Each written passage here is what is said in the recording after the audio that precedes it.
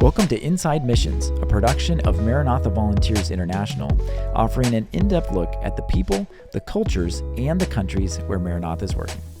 I'm Dustin Comm, and today we have someone who has served as a missionary around the world for much of her life as a kid and as an adult and a mother, and that is our Medical Services Coordinator, Susan Woods. Susan, welcome to Inside Missions. Thank you.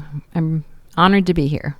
We're glad to have you. Susan, I remember when I first started working at Maranatha and I asked you, hey, where'd you grow up? And you kind of did exactly what you just did right there. You just kind of smiled and chuckled a little bit because you have grown up and lived in so many places around the world. You know, you told me that over the course of your life, living in a number of different countries, living through war, violence, personal attacks, life-threatening injuries to your family. You were even pregnant a couple times abroad.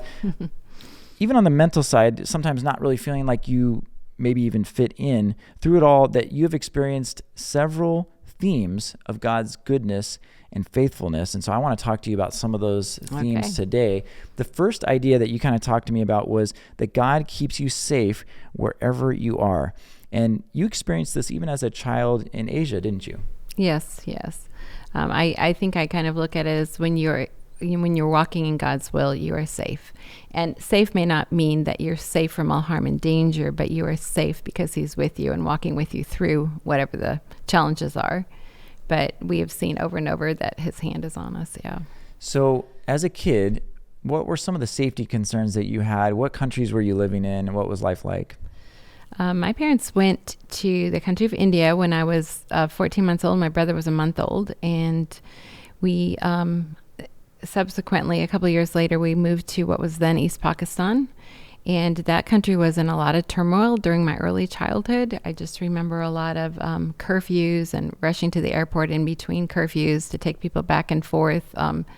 My dad would help ferry people between different zones in the city where they could be safer than one or another, and we'd often be with him because it was a little bit of a cover for him to be able to take people to safety, because having his whole family with him. Mm-hmm. One time he came home and his face was all bloody because there had been a riot and people threw bricks and broke the windshield, things like that. Our windshield got stolen several times, and we'd have plastic on as a windscreen instead. And there was just a lot of different things going on, and then we did live through a war when East Pakistan became Bangladesh. What was that like going through war as a kid? I was 6, 7, 8 during that time.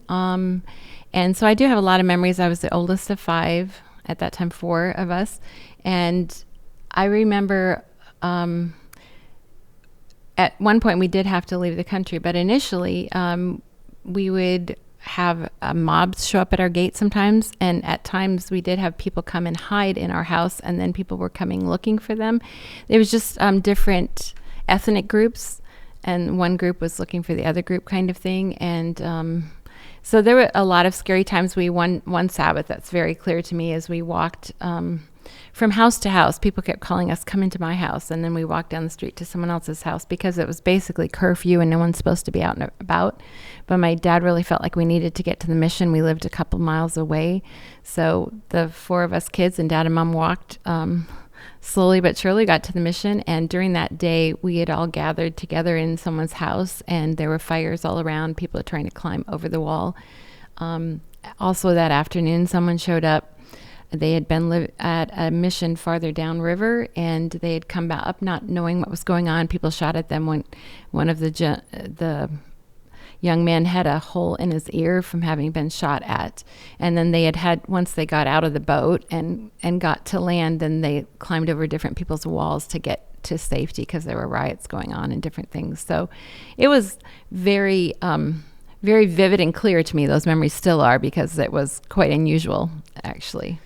How did your parents, maybe in talking to them yourself as an adult, how did they kind of protect you or help you navigate this situation emotionally as a young child?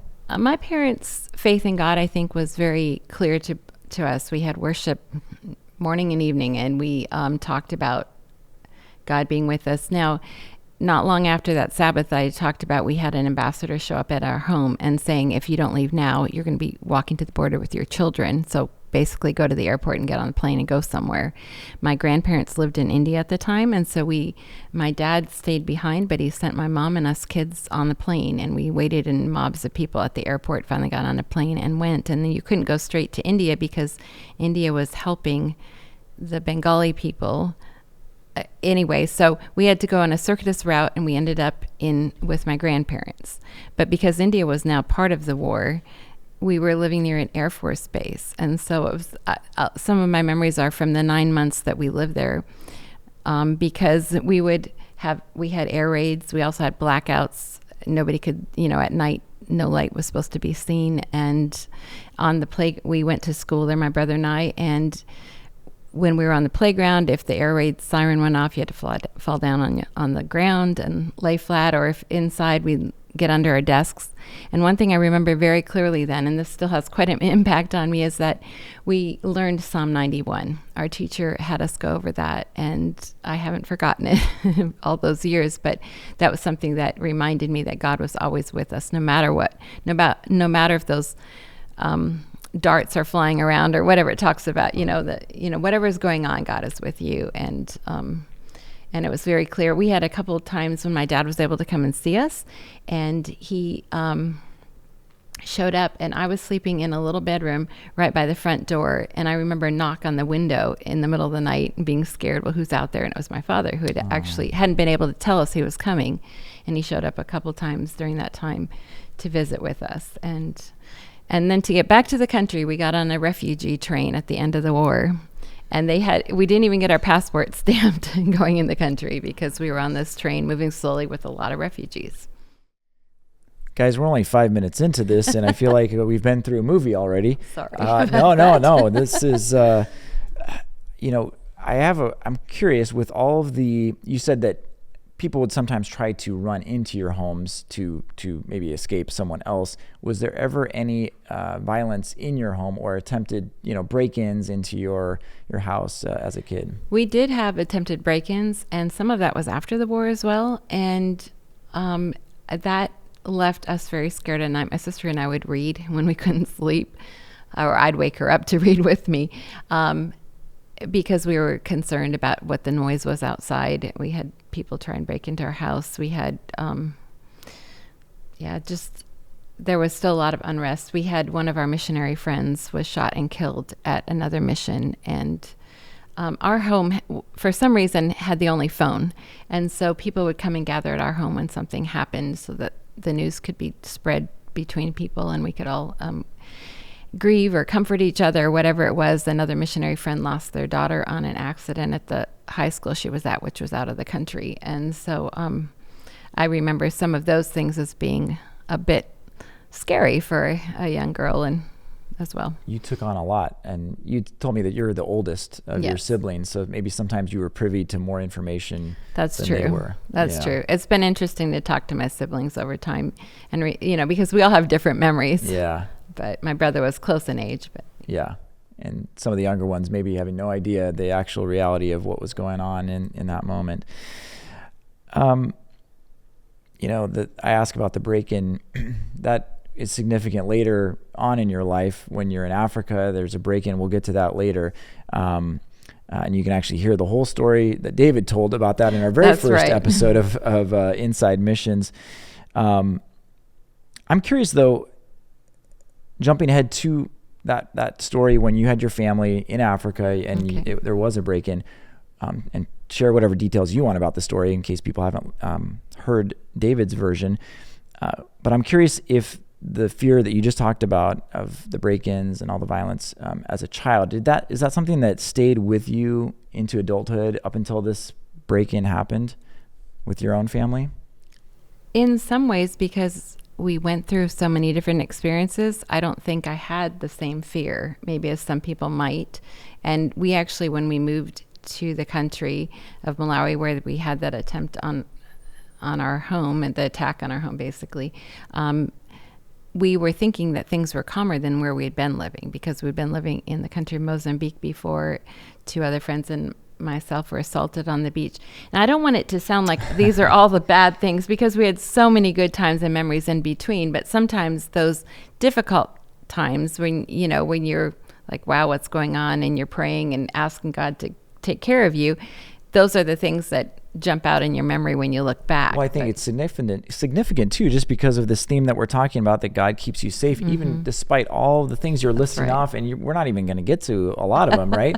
No. So how is it that you felt safe through God's protection through all these events that happened? Well, we had the attack on our home, and David was dealing with it. I hope you can listen to what he shared about the story. But during the time that he was dealing with people throwing bricks and trying to break in and actually like breaking 3 or 4? in. No, there were 8 people. 8? Oh, man. There were 8. I forgot. 8 people. And we didn't know that at the time. But at first, we ran outside and we thought these people would go away. We weren't expecting people to come in and continue attacking if they saw us and knew we were awake. And the words that came out of me when we ran outside were, "Go away, this is God's house," because that's how I truly felt. And I thought, well, maybe they'd listen, and they didn't. But while David was dealing with them, and our friend who was there also at the front door, I was on the phone trying to call people and also praying, because I have discovered through the years that our power is in prayer and in knowing that God is there, and he tells us to call on him, when we need him, and he does answer. And that night we very clearly saw that when we call on him, he answers, and he frightened the people away after they'd actually broken into part of our home. It's a pretty frightening, thrilling story. So yeah, I definitely encourage you to go back and listen to the whole thing on David's episode. David's, by the way, is your husband, is our country director for Zambia and North America projects for Maranatha. Okay, so yes, painting kind of a bleak, dire picture of your childhood here. Yes. But I'm curious, did you, as a missionary kid, understand the mission that your parents were there for? Did you feel a part of the mission? Did you feel like you were part of God's work? We did, and people were amazing and wonderful, and I have wonderful memories of time spent with our friends there.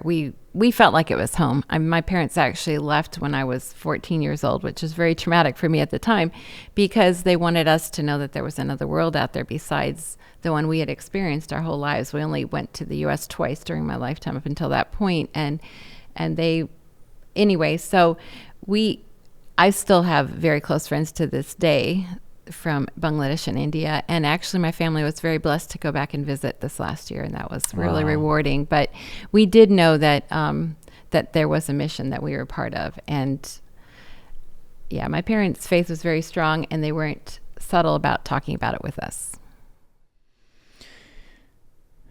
Did you understand growing up that you kind of were a kid with a relatively unique experience compared to most North American kids?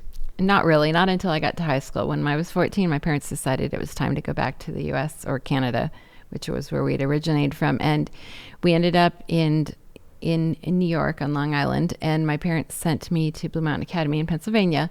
And when I got there, school had already started. So I was already had something against me because I had to quickly catch up. But I thought I spoke English, and I realized I had not a clue about what was going on. I didn't know anything about sports or culture, TV or culture. I didn't know the normal teen jargon that people use. I really felt like I was totally from a different planet almost. And I struggled with that at first. I was very lonely for what I thought was home. And later I learned that home is where you hang your heart, really, where your family is, where God is with you. But yeah, that's when I started to learn that. And we didn't talk about TCKs back then, third culture kids, but that's what I was. And so I was really going through reverse culture shock, actually, or whatever we used to call it back then, where you're realizing that you're not quite from the same culture and you have to get used to a new culture. Because most of my life I'd spent in Asia, people are so warm and friendly. They're extremely hospitable. You can't walk into someone's house without being offered something. Even if they don't have much, they'll offer you a glass of water. I mean, people are just really welcoming and warm, and it was just a different culture, and I didn't realize that I didn't know what the U.S. was like. It's interesting, yeah, because your home was not the place of your passport. You Right. said your family Correct. called it the passport country. We're going to go Yes. visit the passport country. Right. What were those couple of visits that you took on furloughs as a kid like? What did you think of the U.S.? I mean, Mostly I remember family. I was going to say there was probably relatives there, so maybe it's felt like home. My mom and dad both come from large families, so there's a lot of family we would visit. And my grandparents actually were in India. I think I mentioned that we went to their home, and they were there for 15 years, so we actually got to see them a fair amount on my dad's side. And then my other grandparents I didn't see as much, but my grandma was very faithful about writing letters. So if you're a grandma, it's very important to keep in touch with those kids if you live far away from them. But growing up, did you feel like you fit in India, Pakistan, Bangladesh, or? I think as a third culture kid, especially as I've studied more and learned more, because my kids are also third culture kids, I realized that you never really feel like you fit in anywhere because you don't quite fit in. You know, as a kid growing up, I wanted my skin color to change. I wanted to fit in. I wanted to learn the language better than I knew. I did learn a lot, but I didn't know enough. And yeah, you want to be able to fit in somewhere. And then you come over to the U.S. or wherever your passport country is, and you find out that you don't quite fit in there because you have all these experiences and a life history that people can't really relate to. What were some of the other challenges? We talked about some of the dramatic things, but what were some of the other challenges of growing up as a missionary kid in a missionary family? The challenges. Or some of the positive benefits. Yeah, I think you get to experience a lot of travel, usually. And also through the years with raising our kids overseas, I am very blessed and honored to be a fourth generation person involved with missions. And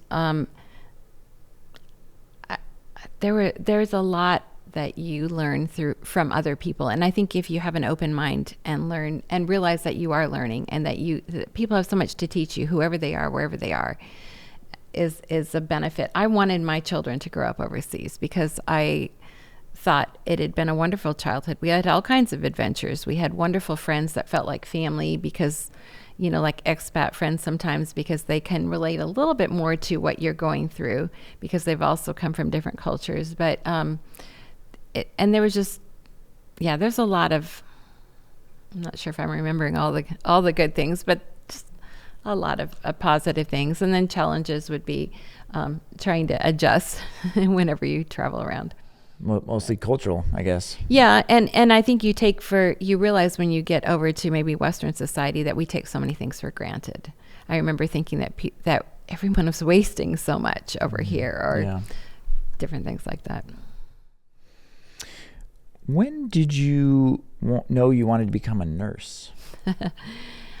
I don't know why, but when I was about 10 years old, I decided I wanted to be a nurse, and I'm not really sure exactly why. Maybe I felt like I wanted to serve and care for other people. I guess as an oldest child, I was taking care of my siblings a lot, but also when we lived at a school towards the end of our time in Bangladesh, there was a nurse living nearby with her family, an expat nurse, and she would let her daughter and myself give injections and change bandages, dressings and things like that. She let us be involved in some of what she was doing, and that I enjoyed it.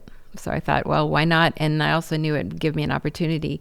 I think later on, maybe I was thinking, well, maybe I could finally get back to where I'd come from, leave the uncomfortableness of the U.S. and return. Were there ever moments as a teenager in the U.S. going to school or even after that you felt like, I want to get back home, like I want to go back to India or somewhere in Asia, or was that not a...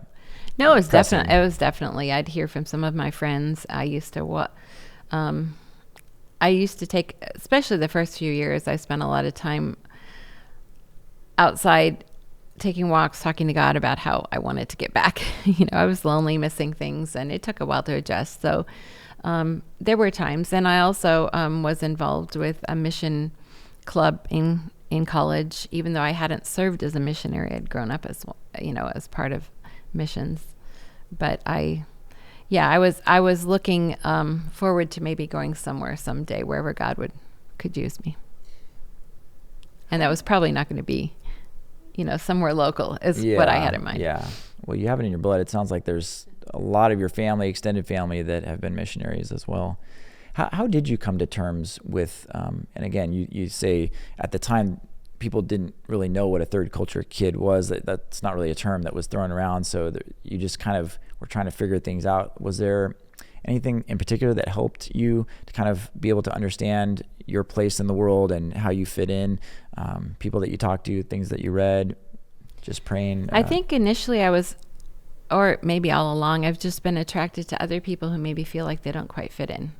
Maybe people who felt like they were the minority in a group. And I remember thinking that I often felt like, well, I fit in with them because they don't feel maybe like they fit into the group as well. And I think I was also cognizant of others who didn't necessarily fit in.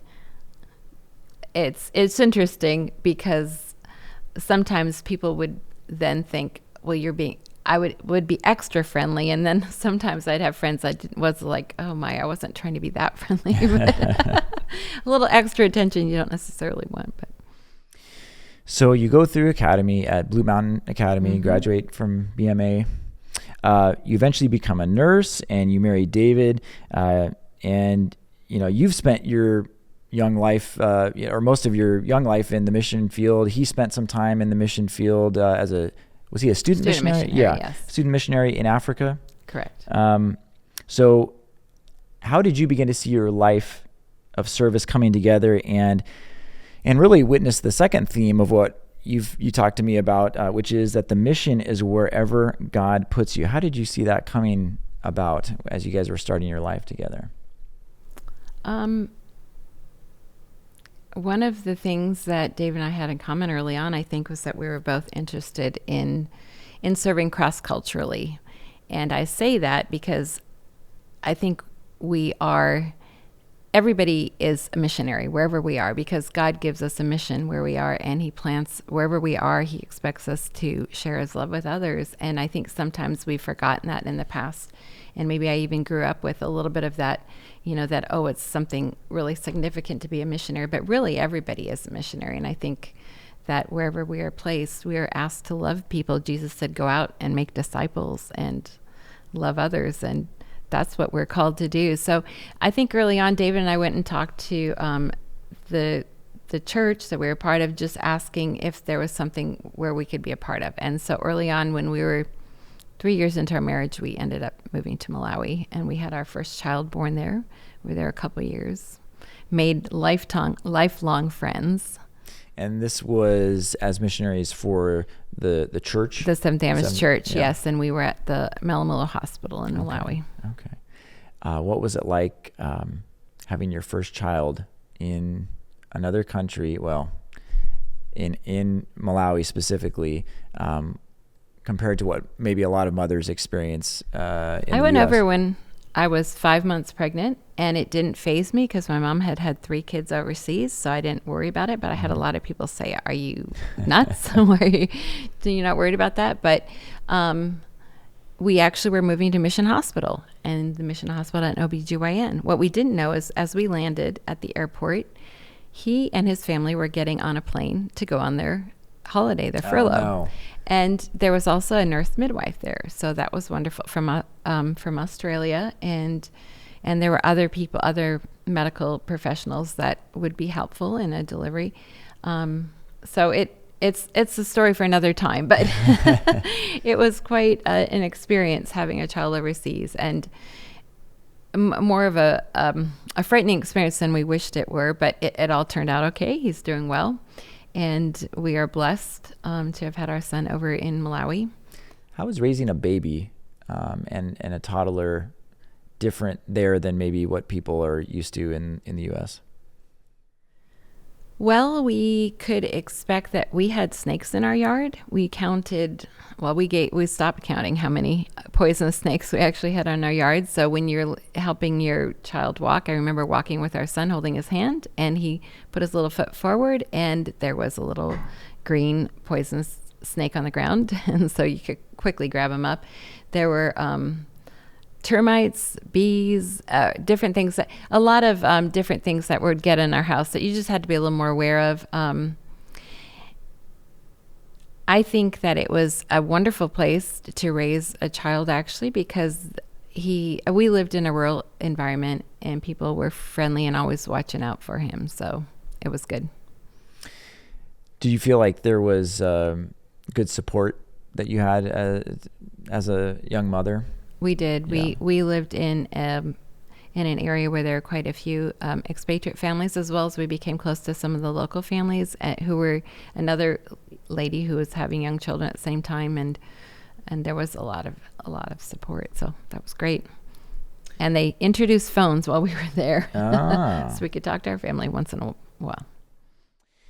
So you serve in Malawi, and eventually you come back to the United States for a while. I don't remember how many years that was, but your kids are growing up. You have, and then eventually the next place you serve is in Haiti. Is that Correct. right? What was Haiti like? And this was with ADRA. That's correct. Yes, we were living in the Boise, Idaho area at the time, and we were asked to come and work with ADRA. We were expecting another baby this time. One thing that had happened before that, and I think it might explain a little bit if I go back to while we were living in Boise, we had our second child, who was a daughter. And when she was less than a year old, I walked into her room and found her dead. She wasn't breathing, and that was very traumatic for us and devastating. I picked her up and ran to call 911. Our little boy, barefoot in pajamas, I sent him out to call his dad, and then we did CPR on our daughter. I knew as a nurse that she was gone, but you have to do what you can. So we were very heartbroken about it. We, as you can imagine, it's a parent's worst nightmare to lose a child. And during all of that, I was trying to remember what I wanted to mention about that. Okay, but look, back to Haiti. Because we had lost our daughter there, we actually had to have a tubal reversal to have more, and so we were able to have more children. So when we went to Haiti, we had a little girl who was 3.5, and then we were pregnant with another child. And when we went to Haiti was in a lot of chaos. At night, you could hear gunshots. When we drove around, you had to be careful what road you went down because all kinds of conflict could be going on. You said that you had to check the radio signal every day to see what were the best routes to take that day. Avoid this road because there's tires burning on that road or whatever. We did find a place to live out in the country. And we left I left with the kids to go back to have our baby in the U.S., partly because of the first experience when we'd been living abroad. And so we came back, and we'd only been back a couple days. We were still with friends, hadn't gone back to our home when our older daughter, who now was 4, fell on concrete stairs, and I found her not breathing. She looked like she had just had a seizure. And so we were doing CPR again on a child. So this was very traumatic for us because of that. She responded well, and she did proceed to have further surgeries. And we did have to leave Haiti at that point to make sure that she had good medical care. We were blessed to find a little MASH hospital for that first night, and they helped us be able to get evacuated off the island and get further help. And she is doing well.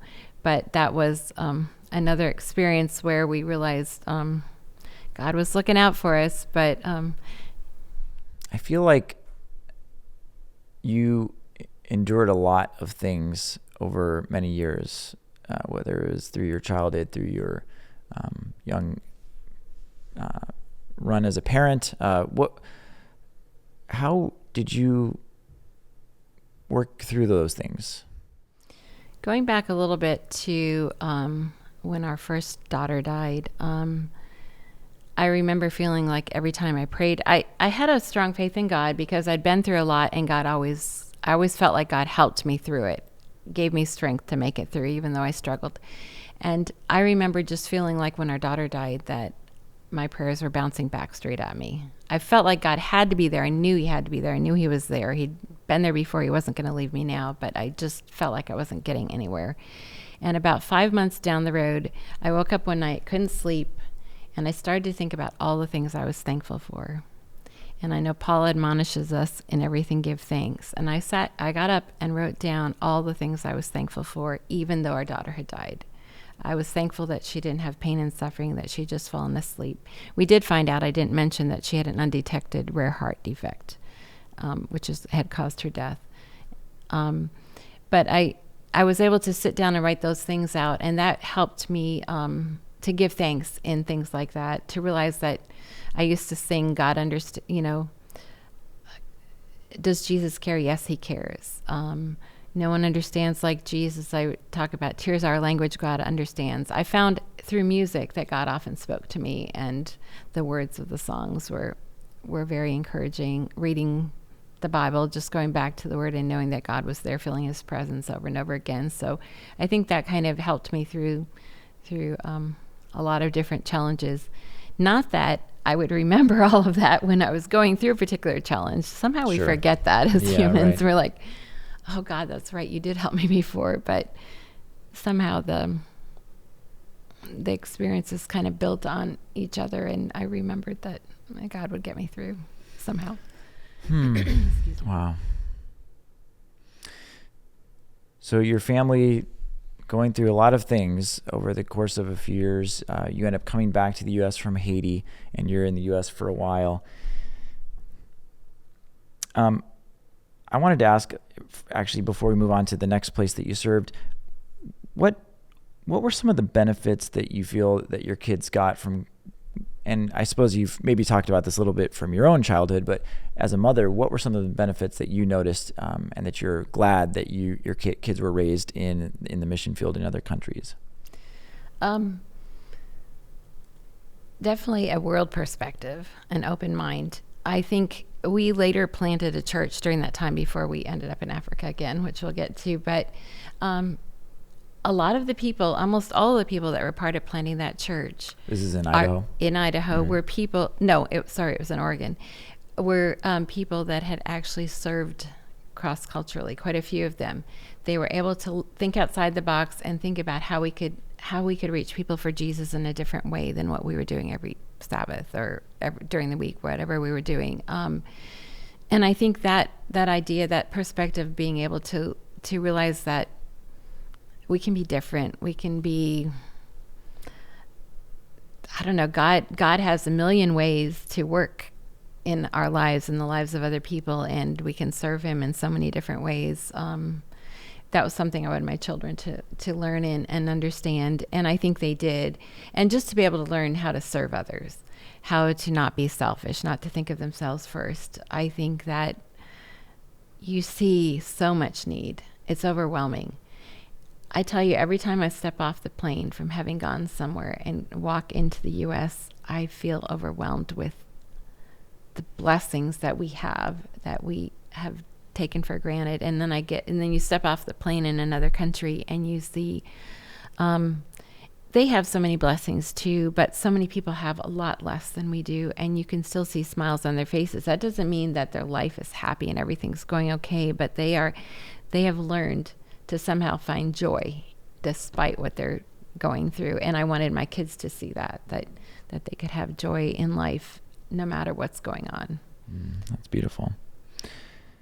You kind of referenced, planting a church and the experience you got from that. Brings us to the third idea that you've seen God working in your life over this time, and that is that God equips you for what he calls you for. And how have you noticed this to be true for you?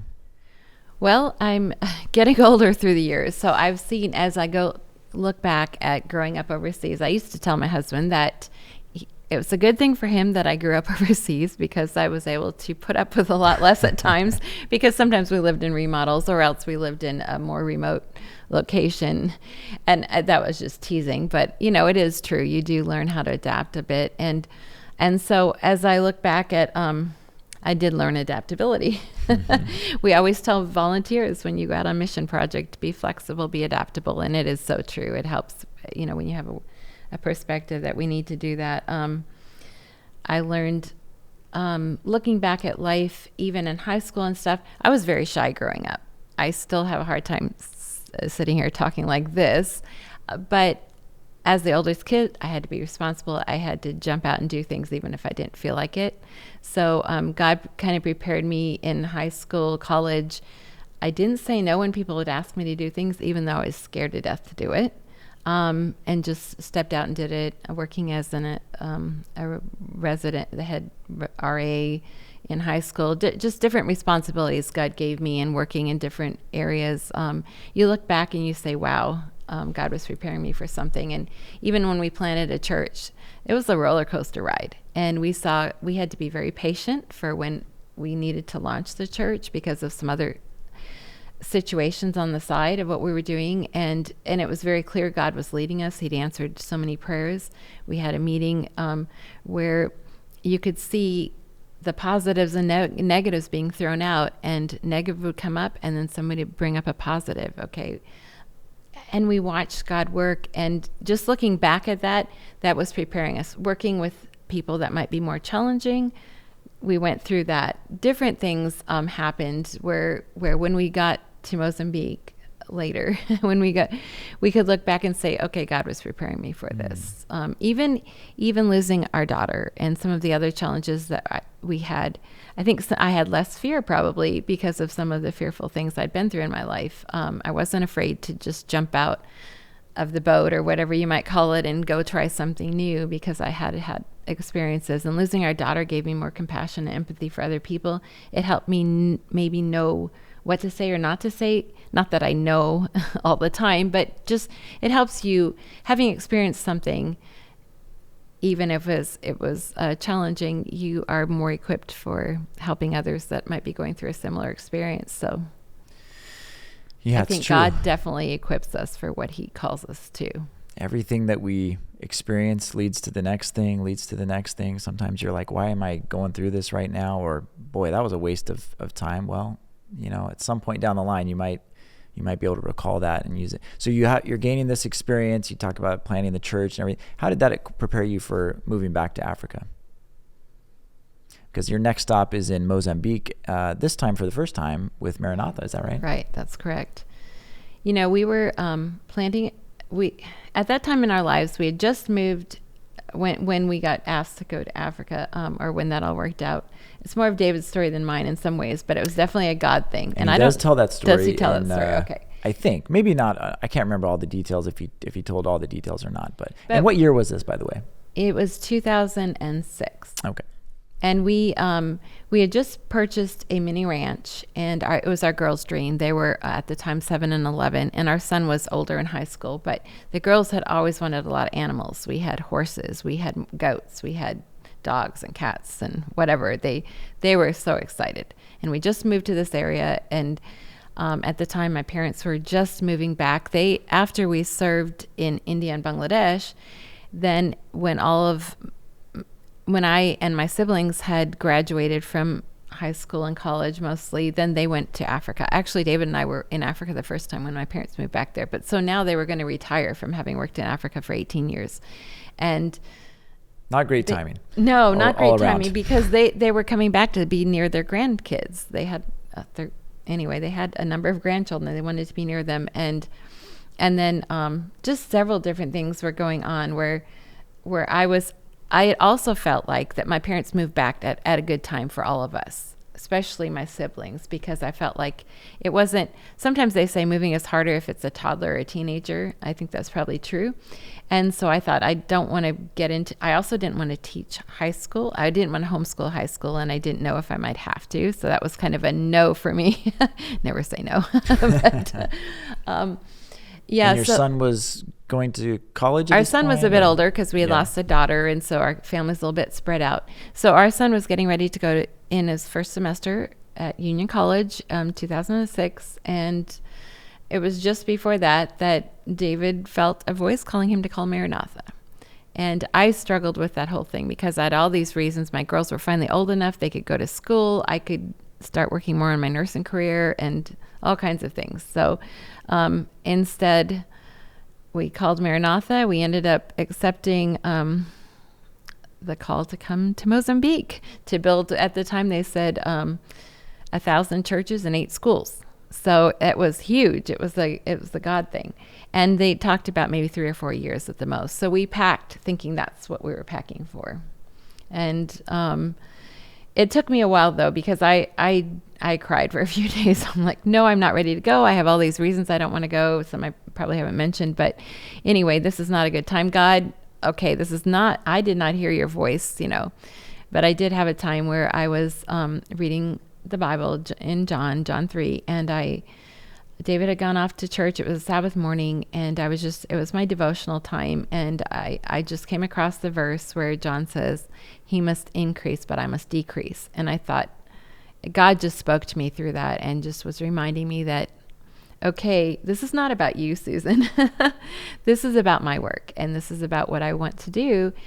And I think we'll talk about it a little bit more, but God does bless you. He gives you the desires of your heart. Yeah, I mean, how did God fulfill the whole family eventually there?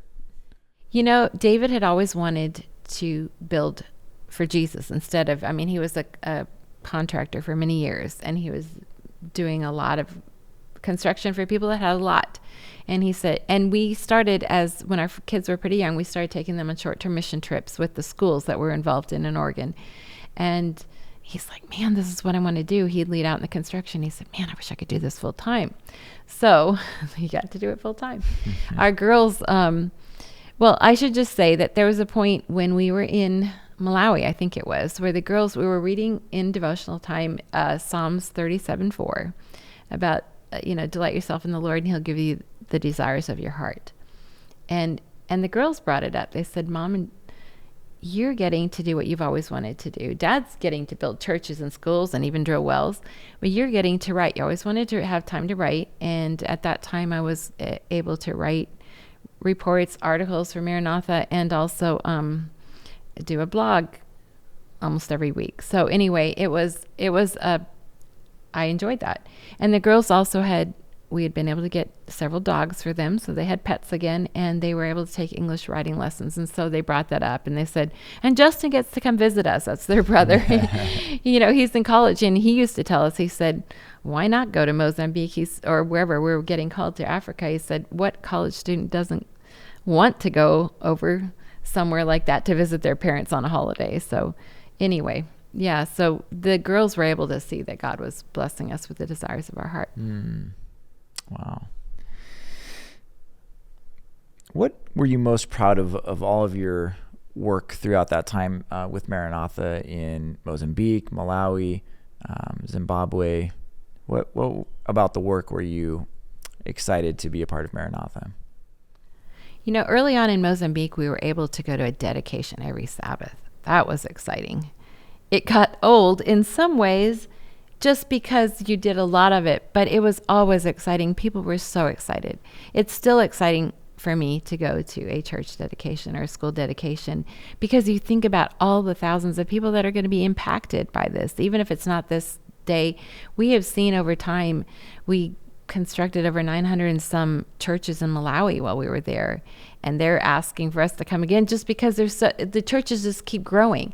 No matter where it is where we've been, we just see churches grow and the schools grow, and God blesses immensely and immeasurably. And even though we don't have a very big part in it, but we were willing to go, and that was helping things along. And so no matter what we experienced, we were just so blessed to see what God is doing. It's just amazing to me. And to be be around a well and watching people. When we first lived in Mozambique, I remember Dave saying, man, we need water. We need to do water, because they'd have all their little buckets or containers lined up by well in the middle of the city, because even in these big high-rise apartments, people were having to walk up and down, no elevators, with water, because there was no water in the buildings, many of the buildings.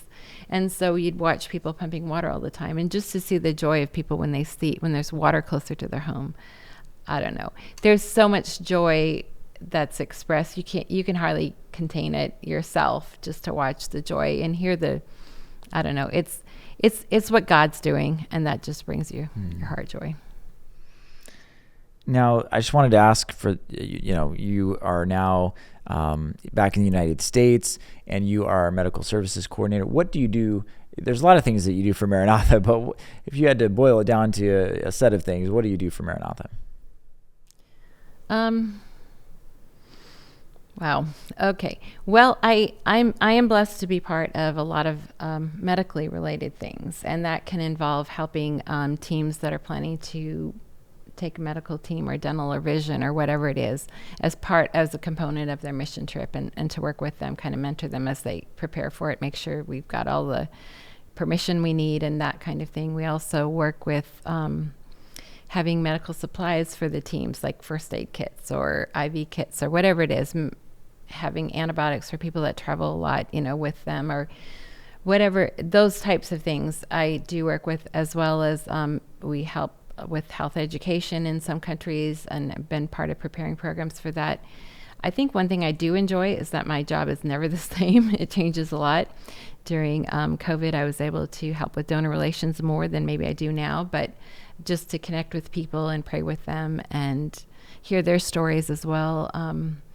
I'm blessed to be part of coordinating projects and getting to go do that in a week from now. A lot of people know you from leading a project. Yes, I get to do the logistical part, or working on the worships and things like that, and I love that. And support David in the work he does as well. So there's a lot of things, but it's really neat. We're so blessed to work with Maranatha. You'll also go and visit churches, and that's right. We do Maranatha Sabbaths, and we get to share about some of the stories of what God's doing all around the world, and let more people know that they can be part of that. Well, Susan, thank you so much. I have one more question for you here to end, and really enjoyed having you on. Just scratching the surface, I know, of all the stories that you have, but thank you for being here. There might be someone out there who is hesitant to get into the mission field. Maybe it's short term, maybe it's long term, and maybe for whatever reason. When you think about the themes that we've been talking about today that you have noticed in your life and how God has been faithful to you, and those three were God keeps you safe wherever you are, the mission is wherever God puts you, and God equips you for what he calls you for. What first-hand advice do you have for someone like that that's hesitant? God will go with you. Don't hesitate. And God has so many wonderful things in store for you. I was thinking about all the delightful things that he blesses us with. I mean, when we lived in, well, this isn't quite answering your question, sorry about that, but I was just thinking about living in Africa. Our kids would talk about how we were so blessed to get in the car when we lived in Mozambique. It wasn't the prettiest place to live in the middle of the city, but we could get in a car in an hour and a half and be in Kruger National Park and seeing animals all around and learn all kinds of new animals and birds and whatever it was. And the kids loved that, and we did too. And when we lived in Malawi, we often hiked Mount Mulanje, which was, we'd go and camp in isolated cabins up at 7,000, 8,000 feet up from the plains. It was a lot cooler there. It was, there was so many, and that was just part. People are what I love. The people are a blessing. And so don't hesitate to go, because it doesn't matter if David always says, if you have a pulse, you can be a volunteer. It's true. You just have to be willing to go, and God will just bless you and open all kinds of doors. I tell people that are worried about the funds, God will work it out. He owns the cattle on 1,000 hills. He can take care of you. And we've seen him do that. When we were young and trying to go on mission trips, we had people put money in. We felt like God put money in our bank, and we didn't know where it came from different times. God does that. It doesn't always work out that way, but he has a better plan, really. And sometimes it does. And you're like, wow, God, how did that happen? But don't hesitate to go. You will be changed. Be expecting that, but know that it'll be a positive change. And you get a bigger family. You gain friends and family all around the world, and the group that you work with as part of your family.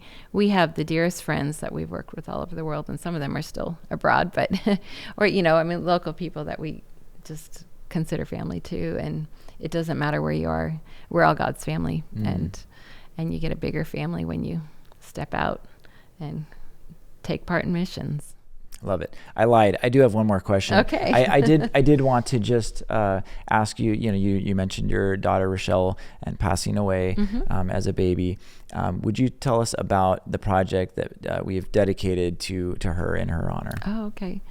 Yeah, a few years back, David and I were really blessed to do a lot of site visits in Zambia. After we'd been part of a project leading one, we went out to eastern Zambia, and the church asked us to come to this place. They called it the Bethel Church. And they showed us this big pile of bricks, and they said, I can't remember exactly how many years, but they've been praying because they felt like they needed a medical ministry there. And they said, we need a clinic. We have all these women that to deliver babies, they have to walk so far, and there's a lot of need. And we saw different places there. Several of the different sites we saw were interesting, but this particular one kind of jumped out at us, I think, because the faith in having all these stacks of bricks that they already had there, they knew that someday God was going to answer their prayer. They just weren't sure when, and they felt like they needed to ask Maranatha to come and help them. They'd been working on a church, and it was their camp meeting site. Anyway, it was a place where people in the church would gather together, and they just felt like this would be, and they had the chiefs there to meet us and share their need. A lot of different people presented the need. And at the time, we'd been with another mission family who was very much a part of Maranatha, that had shared some funds with us and said, please use this where we see the need is best. And we thought, well, maybe this is where we should put the money. And we did that. And then later on, we were able to contribute some, and some dear friends did as well. And we were able to sponsor a clinic there, which has been built by volunteers last year. We were part of a project there that was really awesome. And to be able to dedicate it, they asked us what the name would be. And Dave and I just really felt like we wanted to dedicate it thinking about the mothers in the community who had little ones, many children in Africa die young.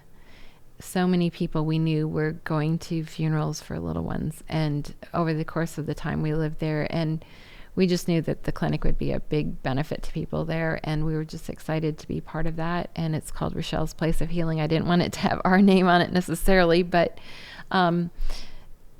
Rochelle we're looking forward to meeting her someday, and hopefully there'll be a whole bunch of other people that have been blessed by the clinic that she'll get to meet.